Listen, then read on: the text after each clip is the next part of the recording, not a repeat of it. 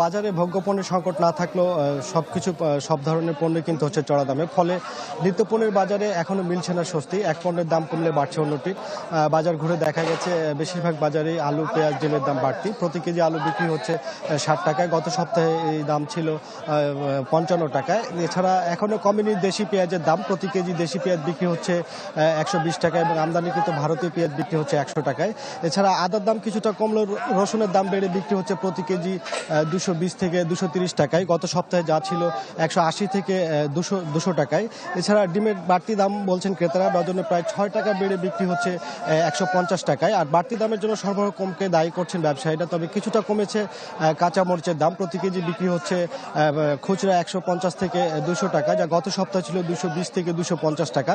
তবে দাম না কমলেও আগের মতো বাড়তি দামে বিক্রি হচ্ছে সব ধরনের শাকসবজি। দু একটি সবজি বাদে সব ধরনের সবজি এখনও 50 টাকার ওপরে বিক্রি হচ্ছে।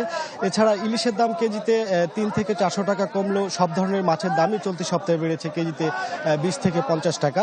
হেরফের নেই মুরগির বাজারেও চলতি সপ্তাহে বেড়েছে কেজিতে 120 থেকে 50 টাকা। এছাড়া মুরগির প্রতি কেজি ব্রয়লার 170 টাকা, সোনালী 220 টাকা এবং লেয়ার 220 থেকে 230 টাকা।